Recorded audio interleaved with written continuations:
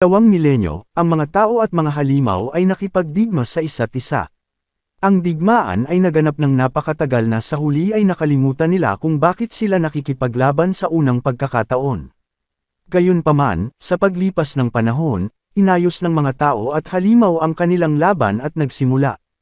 Namumuhay ng mapayapa. Nagsimula rin ang mga tao at mga halimaw na magpakadalubhasa sa maraming larangan tulad ng medisina at isa sa mga espesyalistang ito ay isang doktor ng tao na nagngangalang Dr.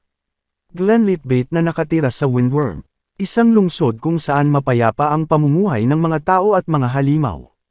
Sa partikular na umaga na ito, nakita si Glenn na pupunta para sa isa pa niyang pagsusuri sa umaga sa isang pasyenteng nagngangalang Syria na na-diagnose niyang may pagbubuntis. Nang maglaon, pinagalitan siya ni Saphentite, ang kanyang katulong, dahil sa paggamot sa mga babaeng pasyente na may labis na pangangalaga at atensyon. Hinihiling din niya sa kanya na tawagan siyang Safi tulad ng formal niyang ginawa noong nag-aral sila sa Medical Academy magkasama. Kinagabihan, may dumating na mensahe sa klinika ni Glenn at ipinaalam ni Glenn kay Safi na magsasagawa sila ng medical check-up sa Lindworm Central Hospital dahil si Dr. Foley, ang kanilang mentor, ay may maraming mga medikal na kaso na asikasuhin at ipinagkatiwala ang kanyang mga tungkulin sa kanila. Kinabukasan, nagreklamo si Safi tungkol sa palaging ipinapasa ni Foley ang pinakamahirap na gawain kay Glenn ngunit ngumiti si Glenn at sinabi sa kanya na dahil lang sa gusto niyang makakuha siya ng higit pa. Karanasan. Pagkalabas nila sa karwahe, sinalubong sila ng isang grupo ng mga mandirigma sa arena at ipinakilala ng isang sentor ang kanyang sarili bilang si Tis alias si Thayo, isa sa pinakamahuhusay na mandirigma sa arena na. Nagkataon na ang prinsesa ng mga sentor at ang tagapagmana ng Sithia Transportation. Matapos makilala ang kanyang sarili sa mga tag-arun, nagsagawa si Glenn ng ilang medikal na pagsusuri sa mga babae habang ginamit ni Safi ang kanyang buntot upang sunggaban ang mga babaeng patuloy na nagtatapon ng mga selda. Kay Glenn, kalaunan ay dumating si Prinsesa Tisalia para sa isang check-up at tinanong si Glenn kung gusto niya itong pakasalan lalo na't siya ang pinakamahusay na manliligaw na magagamit sa ngayon ngunit si Safi gumagawa ng panunuya tungkol sa kung paano ipinapakita ng mga talaan ni Tisalia na tumaas ang laki ng kanyang baywang nitong mga nakaraang buwan. Tiniyak ni Glenn kay Tisalia na nasa perpektong kondisyon siya ngunit pagkatapos niyang umalis, sinakay at Lorna. Ang mga katulong ni Prinsesa Tisalia ay bumisita kay Glenn upang itanong kung may anumang karamdaman ang prinsesa. Ibinunyag ni Glenn na walang medikal na mali sa kanya ngunit nag-alinlangan sina Kay at Lorna noon. Sinasabi sa kanila na ang kanilang prinsesa, na bihirang manalo sa isang laban, ay natalo sa kanyang mga huling laban. Mamayang gabi, nagagalak si Sappai kung paano sila uuwi kinabukasan dahil tapos na sa kanilang medical check-ups pero sinabi sa kanya ni Glenn na hindi siya comfortable sa pag-uwi, lalo na pagkatapos ng narinig niya tungkol kay Prinsesa Tisalia. Nagpasya siyang manatiling gising magdamag para malaman kung may karamdaman si Prinsesa Tisalia na hindi matuklasan sa pamamagitan ng pisikal na pagsusuri, at inalok siya ni Safi ng alak para hindi siya magising. Nang sumunod na araw, hinamon si Safi sa isa pang labanan sa arena, at natalo siya sa round na ito, na ginawa itong ikasampung sunod na pagkatalo. Siya ay labis na nababagabag tungkol dito, dahil pakiramdam niya ay kinakaladkad niya ang pangalan ng kanyang pamilya sa putikan, at itinulak niya ang sarili na magsanay ng mas mahirap kaysa dati, habang si Prinsesa Tisalia ay nagsasanay sa mga quadra. Nagulat siya nang lumitaw si Glenn at sinabi sa kanya na nalaman niya ang dahilan ng kanyang mga nakaraang pagkatalo. Ibinunyag nito na ito ay dahil ang mga kuko ni Tisalia ay hindi pa nasa petals, at ngayon ay lumalaki ito sa isang hindi pantay na pattern, na ginagawang mas mahirap para sa kanya na balansehin ang kanyang mga paa habang siya ay lumalaban. Tumanggi si Prinsesa Tisalia na isuot ang kanyang mga kuko, ngunit sina Kay at Lorna ay pumasok sa quadra at hinawakan siya sa pwesto habang ang ilang mga panday ay gumagawa ng sapatos para sa kanya, habang sinusubukan ni Glenn na ikabit ang mga sapatos sa kanyang mga kuko.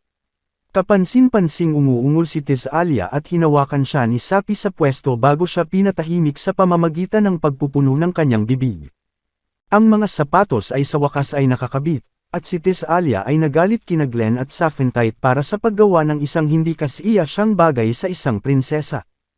Nang sumunod na linggo, binigyan ni Prinsesa Tisalia sina Glenn at Saphentite ng isang espesyal na upuan sa arena, at pinapanood nila si Tasalia upang manalo sa kanyang ikatlong sunod na laban.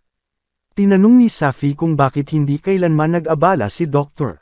Thuli na suriin ang mga kuko ni Tasalia sa unang lugar, at sinabi sa kanya ni Glenn na malamang na alam niya, ngunit sinubukan lamang siyang subukan sa unang lugar. Ipinapaalala rin niya sa kanya kung paano palaging iginagalang ni Dr. Thuli ang kagustuhan ng kanyang kliyente, at hindi niya nais na magsagawa ng mga medikal na pamamaraan sa kanyang mga pasyente nang walang pahintulot nila. Nang maglaon, naalala ni Safi kung paano siya kinuha ng pamilya ni Glenn bilang isang hostage habang nagtatrabaho sila kasama ang kanyang pamilya upang wakasan ang digmaan.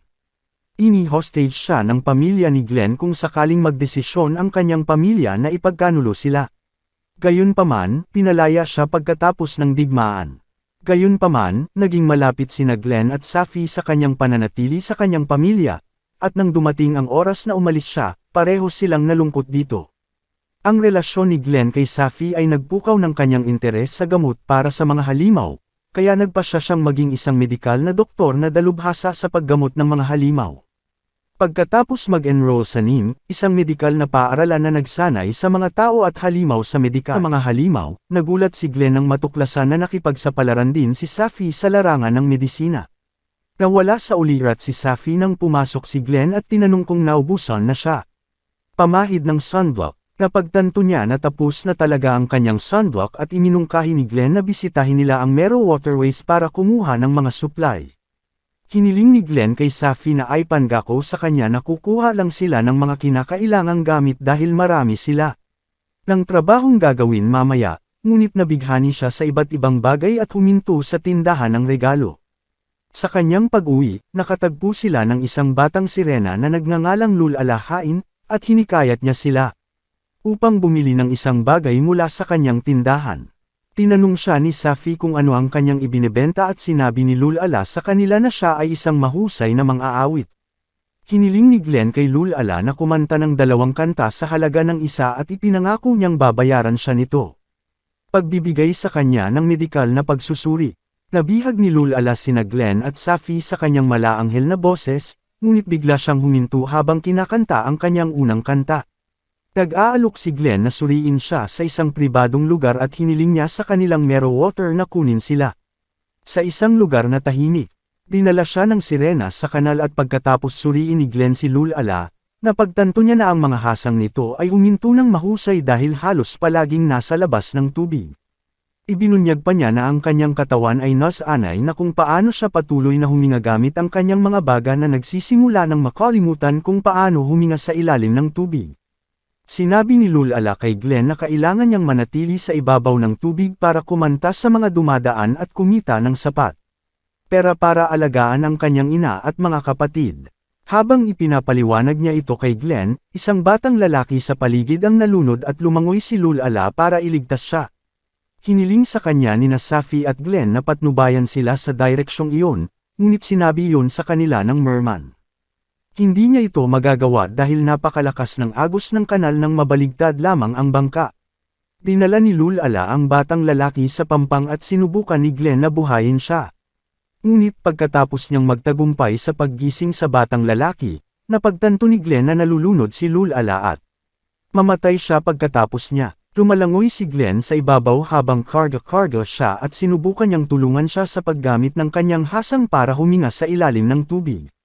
Binibigyan siya ni Glenn ng oxygen sa pamamagitan ng pagsasagawa ng mouth-to-mouth resuscitation sa ilalim ng tubig, ngunit siya lumulunok ng labis na tubig at halos malunod. Dumating si Safi sa oras at iniligtas sila sa pamamagitan ng pagguhit sa kanila gamit ang kanyang buntot. Nang maglaon, mas nasanay ang mga hasang ni Lulala sa paglangoy sa ilalim ng tubig at nag-aalok si Lady Skady sa singing show ng lungsod. Nagpasalamat si Lulala kay Glenn sa kanyang tulong, ngunit nagseselos si Safi sa katotohanang hinalikan ni Glenn si Lula sa ilalim ng tubig. Napagtanto niya na si Lulala ay may crush kay Glenn, ngunit sinabi niya sa kanya na gusto niyang manatili sila sa medyo palakaibigan, dahil itinuturing niya si Lula bilang isang nakababatang kapatid na babae. Sa kalaunan, si Kuma ay isang babaeng sundalo ang nakitang tumatakbo mula sa ilang armadong lalaki. Siya ay na-corner ng mga ito, ngunit siya ay umaatake sa kanila nang walang pag-aalinlangan. Samantala, nakikita si Dr. Glenn na tinutulungan ang isang putik na mapanatili ang kanyang pisikal na anyo sa pamamagitan ng paglubog sa kanya sa isang baylikod. Ngunit pagkaalis niya, may kumatok sa pintuan ng klinika, at nagulat siya nang makita si Lady Scotty. Naramdaman ni Dragon ang kinatawan ng konseho ng lungsod na nagkataong henyo sa likod ng Lindworm. Si Lady Scotty ay isang dragon na nag-anyong tao pagkatapos bumaba mula sa langit. Nagtagumpay siya sa pagtatayo ng Lindworm, isang lungsod kung saan ang mga tao at mga halimaw ay maaaring magsama ng mapayapa sa loob lamang ng 10 taon. Nabalitaan din na siya ang pangunahing figure sa Lindworm, at lahat ay gumagalang sa kanya. Si Kunai Zenover bodyguard, kumakbang pasulong at nagsalita sa ngalan niya. Sinabi niya sa kanila na magsasalita siya sa ngalan ni Lady Scotty, at ibinunyag niya na sinusubaybayan niya ang ilang mga alipin nang mahulog siya sa isa sa kanilang mga bitag. Nakaharap si Kuma sa 10 lalaki at ibinaba sila, ngunit nawala ang kanyang braso sa proseso. Sa pagbanggit nito, yumuko si Kumay at humingi ng tawad kay Lady Scotty. Ibinunyag pa niya na gusto ni Lady Scotty na hanapin nila ang kanyang kamay at ikabit ito pabalik. Ikinararangal ni Glenn na huminto si Lady Scotty sa kanyang klinika, kahit na madali niyang nilapitan ang kanyang mentor na nagmamay-ari ng pinakamalaking ospital sa lungsod. Gayunpaman, sinabi ni Sappy kay Lady Scotty na hindi maaaring gamutin ni Glenn si Kunai Zeno dahil siya ay isang golem at wala itong karanasan sa pagtrato sa kanila. Nagulat silang lahat nang sabihin ni Glenn kay Lady Scotty na karangalan niyang tretuhin si Kunai. Ngunit sa sandaling umalis si Lady Scotty, sinabi ni Kunai kay Glenn na hahanapin niya mismo ang kanyang braso kung hihilingin niyang huwag siyang sundan. Nakatagpo ni Kunai ang isa sa mga alipin sa kanyang daan, isang maspinong braso, at siya ay inatake ng alipin na pinutol ang kanyang kaliwang binti bago tumakas. Gumapang si Kunai palayo sa lugar sa pag-asang mahanap ang kanyang kaliwang kamay bago dumating ang alipin kasama ang iba pa niyang tauhan sa klinika. Sinabi ni Sappy kay Glenn na ang Hellgolems ay mga nilalang na ginawa mula sa laman at kaluluwa ng mga patay na katawan ng tao. At sinabi sa kanya ni Glenn na ang taong lumikha kay Sappy ay malamang na isang baliw na doktor. Sa wakas ay naiintindihan niya ang malalim na pagkamuhi ni Kume sa mga doktor. Pagkaraan ng ilang sandali, sinabi ni Dr. Glenn kay Sappy na lalabas siya para hanapin si Kunai Zeno at ang kanyang nawawalang braso. Ngunit pagdating sa Market Square, nakasalubong niya si Prinsesa Tisalia, na nagpaalam sa kanya na nakakita lang siya ng hiwalay na binti. Natigilan si Prinsesa Tisalia sa kung paano niya ito dinadala ng walang paa, ngunit sinabi sa kanya ni Glenn na ang nakahiwalay na binti ay kay Kunai. Inihayag ni Zeno Princess Tisalia na kilala niya si Kunai Zeno at lagi siyang hinahangaan dahil hindi lang siya bodyguard ni Lady Scotty, ang central figure sa lungsod, kundi isa ring first-rank fighter na may pinakamataas na bilang ng magkakasunod na panalo sa arena. Hinaplos ni Glenn ang binti ni Kun, at napagtanto niyang nararamdaman niya ito dahil ang genetic makeup ni Gollum ay nagbibigay daan sa kanila na maramdaman ang lahat ng pagkakadikit sa kanilang balat, maliban sa sakit. Hinanap ni Glenn si Kunai, na nagpaalam sa kanya ng mga alingongaw na nagtitipon siya ng mga bahagi ng katawan para sa isang eksperimento. Ibinigay niya sa kanya ang nawawalang braso ni Kun at sinabi sa kanya na may naghulog nito sa kanal. Sinabi ni Lulala kay Glenn kung saan hahanapin si Kunai, at umalis siya sa lokasyon. Sa kabila ng mga protesta ni Kunai, maingat siyang sumama sa kanyang mga tahi bago sabihin sa kanya na ang isang peking doktor na may mga problema sa pag-iisip ay malamang na responsable sa paglikha sa kanya. Samantala, nag-aalala si Sappy tungkol sa kinaroroonan ni Glenn sa Irenia. Huminto ang kanyang matalik na kaibigan at sinabi sa kanya na malamang abala si Glenn sa pakikipaglandian sa isang pasyente sa bayan. Nakaramdam ng inggit si Sappy sa implikasyon ng mga salita ni Irenia, at hinabol niya siya. Ngunit bago siya umalis, binibigyan siya ni Arania ng isang itlog na nakita niya sa mga lansangan. Nagtapos si Glenn sa pamamagitan ng pagsali sa mga tahi ni Kume, at pinasalamatan ni Kunai si Glenn sa pagtrato sa kanya, sa kabila ng hindi magandang pakikitungo nito sa kanya. Ngunit lingid sa kanilang kaalaman, pinapanood sila ng ilang alipin mula sa isang madilim na sulok at sinusundan sila pauwi. Dumating si Glenn pagkaalis ng Irenia, at nagulat siya nang ihayag ni Sappy na siya ay buntis. Natarante si Glenn sa kadahilanang ito. Alam niya para sa isang katotohanan na Sappy ay hindi kailanman ginawa ito sa sinuman, At Safi ay nagpapakita na ang itlog ay isang regalo mula sa Iran. Oo, matalik niyang kaibigan. Sa karagdagang inspection, napagtanto ni Glenn na ito ay isang itlog ng harpy, at sinabi niya kay Safi na malamang na nawala ito ng isang harpy girl. Ipinaliwanag din niya na ang mga harpies ay isang vipers at palaging nangganganak kapag sumasailalim sa ovulasyon. Sinasabi sa kanya ng serpent instincts ni Safi na inaatake sila, at nakatakas sila bago pa man makapasok ang mga alipin. Naabutan nila si Kung Ang, na nagpapaliwanag na sinusubaybayan niya ang pang-aalipin. Balak ni Glenn na kausapin ang Diyosa ngunit pilit itong pananghinaan ng loob ni Safi at Tisalia. Binigyan siya ni Glenn ng physical check-up at aksidenteng nahulog sa kanyang damit ngunit binuhat niya ito at ibinagsak sa lupa. Inireseta ni Glenn ang ilang mga gamot para sa kanya at iminumungkahi ng matanda sa nayon na tiyakin nila. Hindi siya nilalamig kaya hindi na niya kailangang maglakad pababa ng bundok o alertuhan ang mga taga-nayon. Hiniling ni Glenn kay ara niya na gumawa ng ilang damit para sa babaeng Diyosa ngunit nagreklamo siya na wala siyang sapat na sinulid. Ibinigay ng mga tao ang kanilang mga damit sa kanya at gumawa si ara niya ng makapal na damit para sa nakatatandang Diyosa.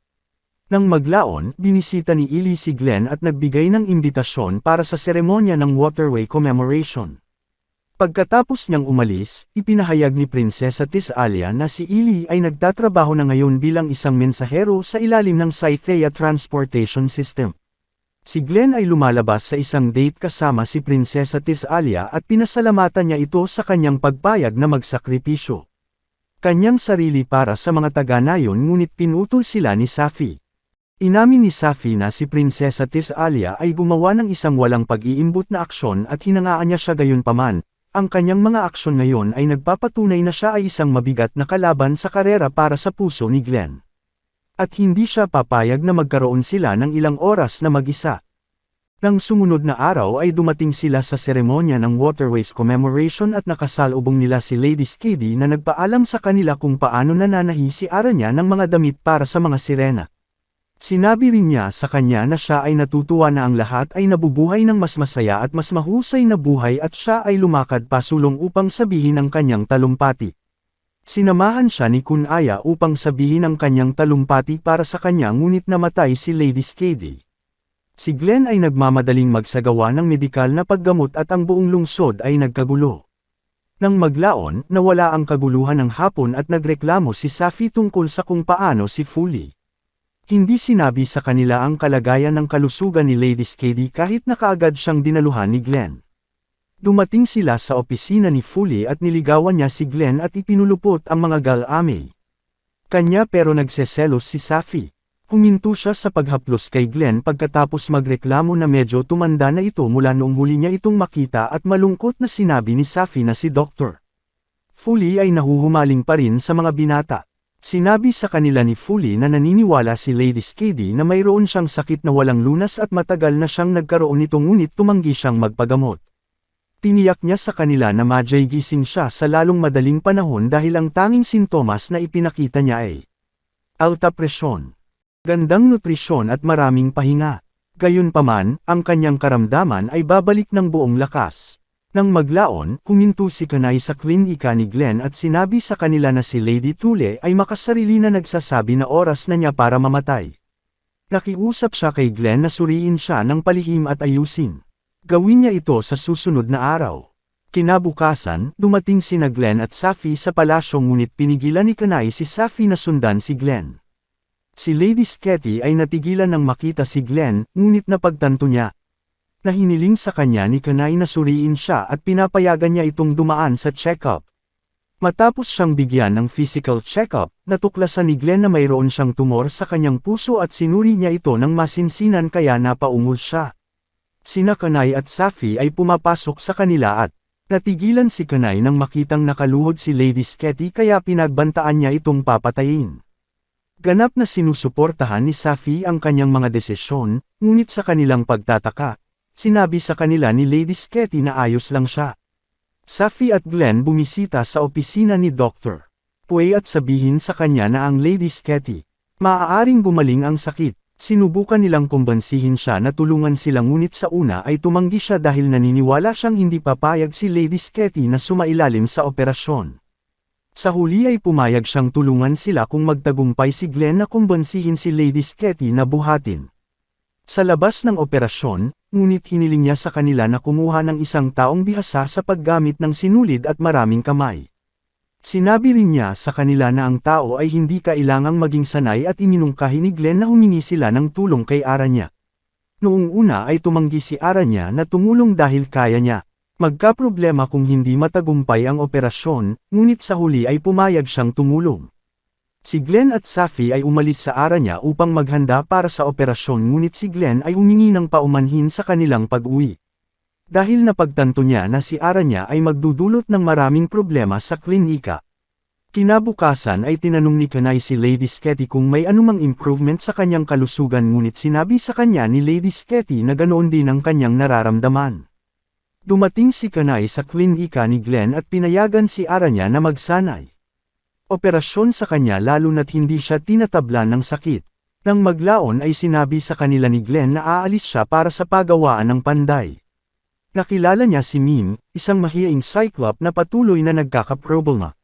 Dahil lagi siyang nakayuko at walang tiwala sa sarili. Hiniling niya sa kanya na dalhin siya sa pinuno ngunit pagkatapos makipagkita sa kanya tinanong niya ito kung maaari siyang magbigay ng maraming kagamitan sa pag-opera. Sa loob ng susunod na buwan, humihiling din siya ng isang tahi na tuhod na hindi lamang maliit ngunit sapat na malakas upang maputol ang sukat ng dragon. Ibinibigay ng pinuno ang gawain ng pagdidisenyo ng tahi. Lumuhad kay Mim sa mga panday. Ang kanyang tiwala sa sarili, ngunit nagpapakita siya ng pag-aatubili na gawin ito. Hiniling ng pinuno sa kanya na magkaroon ng higit na pananampalataya sa kanyang sarili at kumbonsihin siya na magdisenyo ng suture needle. Nang maglaon, sinuri ni Glenn at Dr. Thursday Lay ang pag-unlad ng panday at ipinakita sa kanila ang bagong kagamitan. Ngunit ang pinuno ay humihingi ng paumanhin na si Mim ay hindi pa nagbibigay ng suture needle. Sinabi sa kanya ni Glenn na naiintindihan niya ang kanyang desisyon na magbigay ng napakalaking gawain kay Mim. Sinabi rin niya sa kanya kung paano niya pinangasiwaan ang kanyang unang operasyon nang wala si Dr. Ang tulong ni Foley at isa rin itong malaking operasyon. Ibinunyag niya na sa loob nito ay nakatulong sa kanya na magkaroon ng mas maraming ebidensya ng kanyang kakayahan bilang isang doktor. At tinanong ni Lady Foley si Glenn kung gusto niyang kagatin ang kanyang buntot, ngunit tumanggi siya at hinampas ito. Samantala, gumagana si Mim sa pagdidisenyo ng karayom. Bigla siyang nakakuha ng ideya at bumaling upang tumitig sa makinang humahampas. Matapos simulan ito ng napakatagal, nawala ang sakit sa Dubon motion at sinuri siya ni Glenn. Inaakala niya na dahil iyon sa mga alon ng init at pinunit niya ang shirt nito para gumaan ang paghinga nito. Hinihiling din niya sa Cyclops na tulungan siya sa pagdadala sa kanya. Nang maglaon, nagising si Mim sa klinika ni Glenn at ibinunyag niya na kinabahan siya sa paggawa ng mga suture needles dahil binigyan siya ng inspirasyon ni Lady Sketty noong bata pa siya. Matapos hilingin sa mga Cyclop na ihinto ang paggawa ng mga sandata ng digmaan, inutusan din niya sila na gamitin ang kanilang mga kasanayan sa paglikha ng mga instrumento sa pag-opera. Sinabi ni Ming kay Glenn na gusto niyang iligtas si Lady Sketty, ngunit bigla niyang napansin na napunit ang kanyang kamiseta at nagtalukbong siya sa kahihiyan. Sinabi ni Aranya kay Glenn na maging mas maingat sa mga damit na pambabae sa hinaharap dahil ang mga damit ay lahat ng bagay sa isang babae. Nagtahi si Aranya ng bagong tela kay Mim at sinuri siya ni Glenn. Ibinunyag nito na siya ay nahimite dahil sa motion sickness na karaniwan sa mga Cyclops dahil iisa lang ang mata nila. Sinamahan ni Glenn, Safi at Aranya si Mim sa workshop at inihayag ni Mim na natuklasan niya kung paano gumawa ng mas na mga karayom sa tahi at dagdagan ang kanilang lakas. Nagtagumpay siya sa paglikha ng isang maliit ngunit malakas na karayom ng tahi at pinasalamatan siya ni Glenn sa kanyang pagsisikap at hiniling sa kanya na panatilihing mataas ang kanyang ulo sa hinaharap. Sinabi niya sa kanya na makakatulong ito sa kanya sa pag-iwas sa mga aksidente sa hinaharap ngunit tinanong niya kung kakaiba ang kanyang mga kilay. Pinupuri siya ni Glenn at sinabi sa kanya na isa ito sa mga bagay na nagpapangyari sa kanya ngunit inakusahan niya itong ginamit ang kanyang mga panlilinlang sa kanya bago siya tumakbo. Tinanong ni Oranio kung maaari siyang bumuo ng isang mas mahusay na paraan upang harapin ang kanyang pagkamahiyain. At sinabi ni Glenn sa Irenia at Safi ang mga papuri. Dahil ay sobra para sa kanya, ngunit tinitingnan nila ang kanyang umaatres na figure ng may inggit. Nang maglaon, dumalo si Lady Skady sa isang pulong ng konseho at si Kanai ay nagsasalita sa ngalan niya habang tinutulungan ang kanilang mga takot at tinitiyak sa kanila na siya ay nakabangon na. Sa klinika, nagreklamo si Aranya kay Glenn tungkol sa kung paano nagkalat ang mga record ng medikal at iniisip niya kung sino ang may kagagawan nito. Sinabi ni Glenn kay Aranya na may gagawin siya at hiniling niyang kumain nang wala siya dahil gag-abi siya sa labas. Pagkatapos niyang umalis, pinayuhan ni Aranya si Safi na gumawa ng hakbang sa kanya ngunit tiniyak ni Safi sa kanya na bilang. Habang naghihintay siya, palaging babalik si Glenn para sa kanya. Sinabi ni Aranya kay Safi na maswerte si Glenn na mahalin ngunit nagmungkahi si Safi na lumabas sila para sa isang ladies night out. Inimbitahan ni Safi si Prinsesa Tisalia at nabigla si Aranya sa kanyang presensya. Pagkaraan ng ilang sandali, sinabi ni Aranya sa kanila na naniniwala siyang ang tunay na pag-ibig sa pagitan ng BFS ay dapat ipahiwatig sa pamamagitan ng pagtali ng isang pulang sinulid. Kinagabihan, nahuli ni Safi si Aranya habang sinusubukan niyang nakawin ang dahon ng dragon na ibinigay niya kay Glenn. Ibinalik ni Aranya ang dahon ng dragon ngunit umakyat siya sa bintana. Siya ay dinakip ni Tisalia at sinamahan siya ni Safi sa pagkaladkad kay Aranya sa klinik. Tinanong ni Aranya kung paano nalaman ni Safi na may balak siyang gumawa ng malupit ngunit si Safi nagsasabi sa kanya na kakaiba ang kinikilos niya nitong mga nakaraang linggo. Sinabi rin niya kay Aranya na alam niyang ang pagtatangka niyang akitin si Glenn ay isang pagsubok lamang upang matukoy kung gaano katibay ang kanilang pagkakaibigan. Nagtanong si Aranya kung bakit pareho silang nag-aalaga sa kanya kahit alam niya ang kanyang mga nakaraang krimen ngunit sinabi sa kanya ni Safi na alam niya na si Aranya ay isang mabuting tao sa puso ngunit sinusubukan lamang niyang panatilihin ang imahe ng isang masamang babae. Sinabi sa kanila ni Aranya na hindi niya maintindihan ang kanilang mga kilos at ibinunyag din niya na mas nakakalito si Glenn lalo na't ipinagpatuloy niya ang pag-aalaga at paggalang sa kanya sa kabila ng batid na ginulo niya ang kanyang mga medikal na record at nagdulot ng maraming problema sa klinika. Binigyan ni Safi si Tisalia ng nakakaalam na tingin at binigyan si Aranya ng pagsubok sa pag-ibig. Napagtanto niya na si Aranya ay umiibig kay Glenn ngunit nagulat si Aranya sa nangyari sa kanya. Hindi kailanman nagkaroon ng unang karanasan sa pag-ibig. Kinabukasan, binisita ni Glenn si Lady Skady at binuhat niya ito habang binibigyan siya ng tanawin ng lungsod. Sinabi niya sa kanila kung paano ang mga dragon ay sinadya upang manatili sa langit ngunit sila ay bumaba upang makialam. Nagpapakita na siya ay naging sakom at gusto niyang makita ang mga tao at mga halimaw habang sila ay umunlad at namumuhay sa kapayapaan at pagkakaisa. Sinabi sa kanya ni Glenn na marami pa siyang magagawa at pinayagan din siya nito sa kanya upang tulungan siya sa pagmamasid sa lungsod habang ito ay lumago. Sa wakas ay pumayag si Lady Skady na magpa-opera at nakikipagtulungan si Glenn kay Aranya, Safi, at Dr. Fully sa pagpapa-opera sa kanya. Sa kabila ng maraming problema, matagumpay na natapos ang operasyon at Lady nagbigay ng pampublikong talumpati si Skady nang walang tulong ni Kumei. Ipinaliwanag din niya na dahil sa kondisyon ng kanyang kalusugan kaya hindi niya maitaas ang kanyang boses sa publiko. Nang maglaon, nagkasakit si Safi at sinuri siya ni Glenn. Napagtanto niyang may sugat ito sa dila at nilagyan niya ito ng pulot. Sinabi ni Glenn kay Safi na mayroon siyang ilang in-house check-up na gagawin. Sinabi rin niya sa kanya na babalik siya kaagad. Si Glenn ay umalis para magtrabaho, ngunit nakatagpo niya sina Lady Skady at Kanai. Tinawag siya ni Lady Skady na kuya at hiniling na tumambay sa kanya. Ngunit sinabi sa kanya ni Glenn na mayroon pa siyang ilang in-house check-up na dapat gawin. He manages to persuade her that he'll hang out with her later. Hindi makaalis si Lady Skady nang matuklasan niyang may mga problema ang kanyang karwahe ngunit dumaan si Mim sa sandaling iyon at nag-aalok na ayusin ito. Bago umalis si Lady Skady, binigyan niya sina Mim at Glenn ng 2 bar aisles ng alak. Hiniling ni Glenn kay Mim na bantayan ang alak at halos mahimatay siya sa kahihiyan habang binibigyan siya ng kakaibang tingin ng mga taga-nayon. Samantala, tinulungan ni Aranya si Safi na magbihis bago humingi ng tulong sa paghahanda ng pagkain para kay Glenn. Nagulat si Safi na si Aranya ay kumikilos na ngayon na parang isang dedikadong magkasintahan, ngunit pinasyahan niya ito. Sa Harps Village, tinutulungan sila ng babaeng Diyosa sa pagbubuhat ng mga malalaking bato at regalo ng harp sa kanya ng pagkain at alak.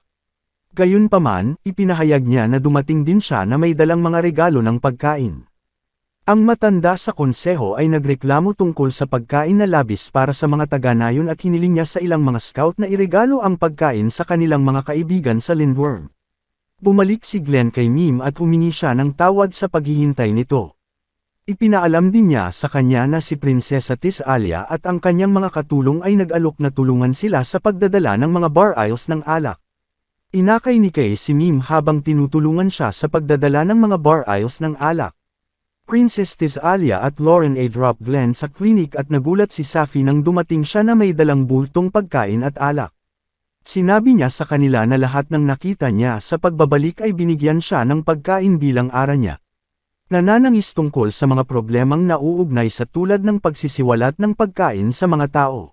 Sinabi niya kay Safi na sa wakas ay naiintindihan niya ang kanyang mga sakit at nagtanong kung paano siya nakaligtas. Mim arrives with a barrel of wine at ang iba pang Cyclops at ang Cyclops ay nagmumungkahi na ibahagi nila ang alak sa lahat. Sinabi ni Glenn na sobra-sobra ang pagkain at hiniling ni Safi si ara niya na tulungan siya sa paghahanda ng pagkain para sa Harpwise Village at sa buong lungsod. Nang matapos sina ara niya at Safi na maghanda ng pagkain para sa lahat, nagtipon-tipon ang mga tao. At ginawang masaya. Tinutukso ni Tisalia at Safi si ara niya habang nagrereklamo na si Glenn ay masyadong sikat, ngunit sina Tisalia at Mrs. Glenn ay lumakad papunta kay Lady Skadi at sinabi niya sa iba na mukhang na nakakuha lang sila ng isa pang kapansin-pansing kalaban. Si Lady Skadi ay lumapit kay Glenn at hiniling na makipag-hangout sa kanya, ngunit si Safi ay lumapit sa kanya at kinaladkad siya bago sabihin sa kanya na wala siyang pakialam kung siya ang maalamat. Ginang Skadi. Nagmamadali sina ara niya at Tisalia sa eksena at pinag-awayan siya, ngunit sinabi sa kanila ni Lady Skadi na aayusin niya ang usapin sa pamamagitan ng paghawak sa kanya ng 1 minuto. Kinaladkad siya ni Safi, Tisalia, at ara niya palayo sa kanya at nagtawanan ang mga taga-nayon habang nahuhulog sila sa kanilang mga mukha, ngunit habang si Glenn ay labis na hinahangaan ng buong lungsod, ang pakikipagsapalaran ni Glenn kasama ang kanyang maraming mga pasyente at tagahanga ay kasisimula pa lamang. Kung nagustuhan mo ang recap na ito, ipaalam sa akin sa mga komento at malinaw na iwanan ang iyong gusto. Masyadong, upang huwag kalimutang ibahagi sa iyong mga kaibigan at mag-subscribe. Higit sa lahat, ay activate ang iyong notification bell para hindi mo makaligtaan ang susunod na recap kapag bumaba ito. Hanggang sa susunod, mag-ingat at manatiling ligtas. Upang kidnapin ang mga batang harpy na babae at pilitin sila sa obulasyon bago ibenta ang mga ito sa mga taong may ilegal na panlasa. Ibinunyag niya na kasalukuyang sinasamahan niya si Lady Skadi sa hideout ng Slaver upang iligtas ang ilang harpies, at hiniling niya sa kanila na sumama. Nagtanong si Staffy kung bakit pinapasok ang mga sibilyan sa isang hideout, at ibinunyag ni Lady Skadi na nakatanggap sila ng balita na ang isa sa mga babaeng harpies ay nag-ovulate. Pumunta sila sa Marrose Waterway at nagulat si Glenn na si Lulala ay nagtatrabaho bilang mirror para sa Lady Skadi sa kabila ng kanyang murang edad. Inakusahan niya si Lady Skadi na sinamantala siya, ngunit nagsalita si Lulala para sa kanyang sarili at sinabi sa kanya na siya ay sumisipsip kapalit ng pag-awit sa Central Hall at nakakuha ng malaking halaga ng pera na higit pa sa sapat upang pakainin ang kanyang pamilya. Sa kanilang paglalakbay pabalik sa hideout ng alipin, sila ay inatake ng ilang armadong lalaki, ngunit sinagip sila ni Prinsesa Tisalia at ng kanyang mga katulong. Dinala sila ni Lulala sa mga daluyan ng tubig bago sila ibinaba sa hideout ng Slaver. Ngunit sa sandaling bumaba sila sa bangka, inatake sila ng isa pang alipin. Inatake siya ni Kumay at pinapasok sina Stappy at Glenn sa hideout ng Slaver. Dumating sila sa hideout at napansin ni Glenn ang mga teenager na harpies na nagsisiksikan sa paligid ni Illy, isang harpy na natuklasan niyang buntis. Tinulungan ni Glenn si Illy sa panganganak, ngunit dumating ang mga alipin sa panahon ng operasyon. Sa sorpresa ng lahat, bumangon si Sappy sa pagtatanggol ni Glenn sa kabila ng hiniling na itago ang kanyang mga kasanayan sa martial arts. Sa kasamaang palad, habang si Sappy ay nakikipaglaban sa mga alipin, siya ay tinamaan ng isang lason na kutsilyo at namatay dahil sa mga epekto ng lason. Nang maglaon, nagising si Sapi at isiniwalat kung paano siya sinanay sa martial arts bago ipinadala sa kanyang pamilya bilang isang hostage. Ibinunyag pa niya na hiniling sa kanya na patayin ang kanyang pamilya kung salungat sila sa mga negosasyon na ginawa upang ihinto ang digmaan. Ibinunyag ni Glenn na alam ng kanyang pamilya ang katotohanan ito at lihim na sinubukan siyang lasunin ng isang alipin sa unang linggo ng kanyang pagdating. Ipinaalala rin niya sa kanya kung paano siya nanatili sa tabi niya at inalagaan siya sa kalusugan, ngunit pinasalamatan niya ito dahil natutunan niya ang lahat ng nalalaman niya tungkol sa medisina mula doon. Laking gulat ni Sapi sa kung paano siya pinakitunguhan ni Glenn ng may pag-iingat sa kabila ng kanyang masamang intensyon sa kanya, at sinubukan niyang kumilos sa kanya. Ngunit habang ginagawa niya ito, bigla siyang naparalisa at ipinaliwanag ni Glenn na hindi pa tuluyang umalis ang lason sa kanyang katawan at isa sa mga sintomas nito ay paralysis. Namumula si Glenn habang sinasabi sa kanya na huwag masyadong magsikap. Binunyag din ito na pupunta siya para sa isang in-house check-up sa isang pasyente at tinakpan ni Safi ang mukha nito sa kahihiyan. Nang maglaon, ang tagapagturo ni Glenn, si Lady Collie, ay hiniling sa kanya na bisitahin ang Harpy Village upang magsagawa ng ilang pisikal na pagsusuri sa tirahan, at si Prinsesa Tazalia ay nag-alok na bigyan siya ng isang ride dahil siya ay may isang pulong kasama ang nakatatanda sa konseho ng nayon at hiniling ni Aileen na makita siya. Sinamahan ni Safi si Glenn at ikinwento niya sa kanya kung paano nawala ng maraming balahibo si Aileen kaya hindi na siya makakalipad. Ikinwento rin niya sa kanya kung paano naging ulila si Aileen na walang mga magulang o tagapag-alaga na nagbabantay sa kanya. Biglang huminto ang karwahe at lumabas sina Glenn at Safi para makita si Prinsesa Tazalia. Nakada pa sa sahig sina Kay at Lorna. Ipinaliwanag nila na dahil ito sa rough terrain at tinanong ni Glenn kung okay lang si Prinsesa Tazalia. Sinabi niya sa kanya na maayos na ang kanyang pakiramdam. Ngunit sa kasamaang palad ay nasaktan si Kay habang sinusubukang protektahan siya. Dumating sa pinangyarihan ang ilang lalaking harpy na miyembro ng transportasyong Sikil at tinulungan sila sa pagdala kay Kay sa nayon. Nakarating sila sa nayon at nangako si Lorna kay Kay na aalagaan niya si Prinsesa Tazalia, ngunit sa kasamaang palad ay hindi magawa ni Lorna ang kanyang mga tungkulin ng mahusay dahil nag-aalala siya kay Kay. Gumawa sina Glenn at Safi ng paraan para gawing mas mahusay si Kay sa kanyang mga tungkulin sa pamamagitan ng pagdidisiplina sa kanya. Piniringan ni Glenn si Lorna at hiniling sa kanya na mas pagtuunan ng pansin si Prinsesa Tazalia at alalahanin ang kanyang mga tungkulin. Nakakatulong ito sa kanya na maging mas mahusay at pinasalamatan ni Prinsesa Tazalia si Glenn sa kanyang tulong. Nang maglaon, sinabi ni Lorna kay Kay kung paano siya tinulungan ni Glenn sa pagganap ng kanyang mga tungkulin ng mas mahusay, at iminumungkahi ni Kay na pasalamatan siya ng mas malapit. Pagkaraan ng ilang sandali, ganap na gumaling si Kay at iminungkahi ni Sapi na umalis sila pagkatapos payagan ni Aileen na suriin siya. Bumisita sila kay Ili at sinuri siya ni Glenn, ngunit sinabi niya sa kanya na walang mali sa kanya. Inihayag din ni Glenn na siya ay nagmamolting. Sinabi ni Aileen na si Glenn ay isang peking doktor bago sumugod sa galit. Sinundan siya ni Prinsesa Zelia dahil naalala niya kung paano siya gustong makausap ni Aileen. Siya flares up at umalis. Sumunod si Prinsesa Tazalia dahil nanalo siya. Isang salita kasama si Prinsesa Tazalia.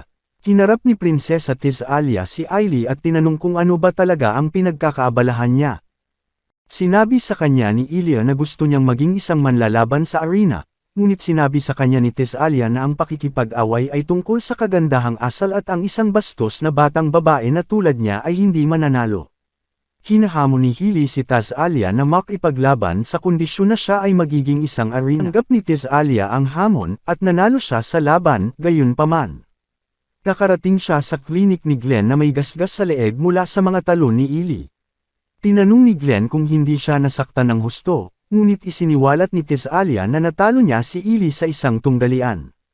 At tumangging gawin siyang isang arena fighter. Sinabi rin niya kay Glenn na ang pagiging isang arena fighter ay hindi makakatulong kay Ili dahil sanay na siyang tumakbo mula sa kanyang mga problema at manatili sa kanyang sarili na magkakaroon siya ng tumakbo lang ulit. Biglang nagkaroon ng ideya si Glenn at pinakiusapan niya sina Safi at Tazalia na tulungan siya sa pag-iipon ng mga balahibo ni Ili. Matapos suriin ang mga balahibo, napagtanto ni Glenn na mayroon silang ibang kulay sa kanila. at mga serbisyo, na siya ay sumasailalim sa isang espesyal na uri ng molting. Hinanap nila siya at nagulat sila nang ipaalam sa kanila ng isang taga-Manman na nawawala si Ili. Hinanap nila siya sa paligid ng nayon at kalaunan ay nakita nila siya sa sangay. Isang puno sa kagubatan. Sinabi ni Glenn kay Ili na malapit na niyang mabawi ang kanyang kakayahang lumipad, ngunit hindi siya naniniwala sa kanya. Sa kalaunan ay nakumbinsi niya na siya ay dumaranas ng isang espesyal na uri ng molting na mga teenager. Madalas na nararanasan bago lumaki ang kanilang mga pakpak na may sapat na gulang. Ibinunyag din niya na ang dahilan kung bakit may iba't ibang kulay ang kanyang mga molting na balahibo ay dahil siya ay angka ng isang phoenix. Lumaki ang mga balahibo ni Ili na nasa hustong gulang at nagpasalamat siya kay Glenn at humingi ng paumanhin sa pang-iinsulto sa kanya. Nauutol si Ili habang kausap si Glenn at si Safi ay nagpapahiwatig na crush niya ito. Napahiya siya bago ipakita ang kanyang mga bagong pakpak sa ibang mga teenager na harpies. At sinasabi sa kanila na malapit nang maging matanda. Nang maglaon, lumipad si Ili sa bintana ni Glenn at nagreklamo tungkol sa pagkakaroon ng masasamang sangkap sa kagubatan na hindi lalabas sa kanyang mga pakpak. Ininspeksyon niya ito at napagtanto na ito ay sinulid ng isang arachnida, kalahating gagamba, kalahating tao at sinabi niya sa kanya na hugasan ito ng mainit na tubig o paliguan sa isang bukal. Pagkaraan ng ilang sandali, sumugod ang ibang mga babaeng harpies na may parehong mga reklamo at ginamit siya ni Safi. Buntot para ilayo sila kay Glenn. Sinabi sa kanya ni Glenn na kailangan nilang makarating sa ugat ng problema at bumisita sila sa kagubatan upang hanapin ang arachnida. Sinabihan siya ni Safi na mag-ingat sa mga bitag dahil ang mga arachnida ay napakahusay sa pagtatakda ng mga bitag. Ngunit nahulog si Glenn sa isang bitag. Dumating ang arachnida na responsable sa mga kasawian ng mga harpies at ito pala ay si Aranya, ang matalik na kaibigan ni Safi. Pinakawalan ni Aranya si Glenn at nakipagkita sa lalaking laging kausap ng kanyang matalik na kaibigan. Nasabi sa kanya kung paano si Aranya ang pinakasikat na dressmaker sa Lindworm. Tinanong nila siya kung ano ang ginagawa niya sa nayon ng harpies, at ibinunyag niya na nakarinig siya ng mga alingaw na ang maalamat na ibon, isang phoenix na ilang dekada nang hindi nakita, ay naruroon na ngayon sa kagubatan. Sinabi rin niya sa kanila ang kanyang mga plano na hulihin ito at gamitin ang ilan sa mga balahibo nito para sa kanyang susunod na disenyo. Sinabi sa kanya ni Glenn na ang phoenix ay si Ili, isang kalahating harpy na nakatira sa nayon ng harpy, ngunit hiniling nila sa kanya na ay pangako sa kanila na hindi siya gagawa ng anumang bagay na makakasakit sa kanya. Ipinakilala nila at ipinakilala si Aranya kay Ili, ngunit pinipilit niya si Ili at sinundan siya sa buong nayon habang sinusubukang tingnan ng malapitan ang kanyang mga balahibo. Habang hinahabol ni Aranya si Ili, naabutan niya si Prinsesa Tisalia at nakuha ang ilan sa kanyang web sa kanya. Si Prinsesa Tisalia ay nagmamadaling pumunta kay Glenn upang magreklamo tungkol dito, at sinabi sa kanya ni Glenn na ang kakaibang sangkap sa kanya ay isang web ng arachnida. Naiinggit si Safi sa dami ng atensyon na ibinibigay ni Glenn kay Prinsesa Tisalia, at siya ay bumagsak sa galit. Hindi naiintindihan ni Glenn ang kanyang mga kilos, ngunit itinuon ni Prinsesa Tisalia ang kanyang atensyon sa katotohanan na si Safi ay nagtatrabaho sa buong orasan upang mapabilib siya. Kahit na si Lamias tulad ng kanyang sarili ay kilala na masama ang kalagayan sa malamig na panahon na kilala sa nayon ng harpies, para sa. Sinabi niya sa kanya na bigyang pansin si Safi bago umalis. Sa paglaon, binigyan ni Glenn si Safi ng isang baso ng alak at pinasalamatan siya sa kanyang pagsusumikap at walang katapusang pangako sa trabaho. Isang malakas na umuusbong na tunog ang nagpapaalerto sa lahat sa nayon, at ang nakatatanda sa nayon ay nagpadala ng mga scout upang siyasatin ang sanhi ng kaguluhan. Kinabukasan, inalok ni Glenn si Safi ng inumin bago sinabihang mag-relax at maligo sa tagsibol ng nayon. Sa sandaling umalis si Safi, dumating si Aranya at nagreklamo na siya ay may sakit. Si Glenn ay nagsagawa ng pisikal na pagsusuri, ngunit sinabi niya sa kanya na walang nakikitang mali sa kanya. Gayunpaman, maaaring sipon siya. Hiniling sa kanya ni Glenn na maging mas aktibo sa pisikal at iminumungkahi na maligo siya sa tagsibol, ngunit sinabi sa kanya ng Irenia na mas gusto niyang mamasyal sa kagubatan. Ipinahayag ni Glenn ang pag-aalala sa kanyang pagnanais na bisitahin ang kagubatan sa kabila ng pagkakaroon ng sipon, at hiniling sa kanya ng Irenia na samahan siya kung nag-aalala siya. Sinamahan siya ni Glenn saglit, ngunit pagkatapos na mapagtanto na malamang na bumuti na ang pakiramdam ng Irenia, hiniling niya na umalis. Nang siya ay lumiko upang umalis, nahulog siya sa trap ng Irenia, at tuwang-tuwa niyang ibinunyag na plano niyang palakasin ang relasyon nila ni Safi sa pamamagitan ng paggawa. Kapit na niyang tuparin ang kanyang mga salita, si Prinsesa Tisselia ay sumingit at iniligtas si Glenn mula sa kanyang pagkakahawak. Ipinagtapat niya ang kanyang tunay na pagmamahal kay Glenn at inakusahan si Aranya na gumawa ng kasuklam-suklam na gawain. Ngunit dumating si Sati at pinutol ang pagsasalita ni Prinsesa Tisselia bago nakawin si Glenn. Sinabi niya sa dalawa na narinig niya ang kanilang buong pag-uusap at pagod na siyang marinig ang deklarasyon ng pagmamahal ng mga tao para sa doktor. Ibinunyag din niya na si Glenn ay masyadong abala sa trabaho at hindi pa handang magpakasal o magkanobyo, ngunit hindi niya napansin na ang kanyang buntot ay nakapulupot ng mahigpit kay Glenn kaya nasuffocate siya. Nasa proseso, nakuha ni Aranya at Tisselia ang kanyang atensyon dito at sinugod siya nito sa klinik.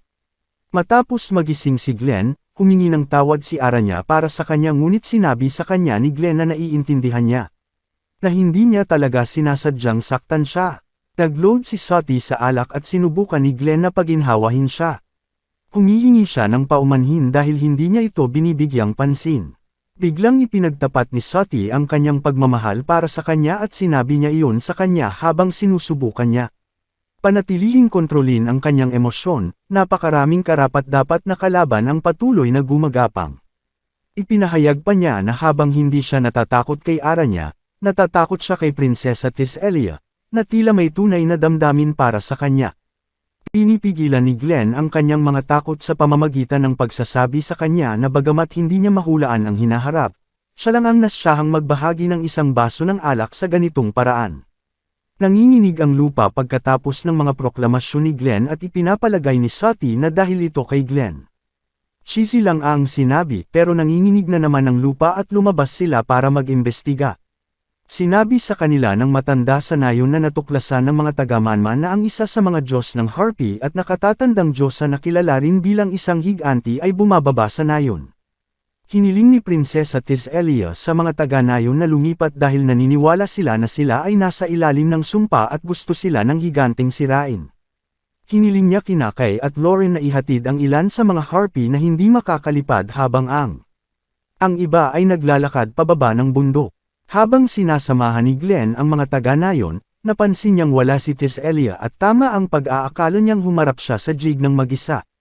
Samantala, si Tisselia ay nanatili sa nayon at binibigyan ang sarili ng masiglang salita habang naghahanda. Upang harapin ang nakatatandang Diyosa, ngunit dumating si Sati at nakilala si Tisselia, binibigyan ng sarili ng isang masiglang usapan. Tinukso ni Sati si Tisselia tungkol sa pagpiling makipaglaban sa isang matandang Diyosa sa kabila ng takot.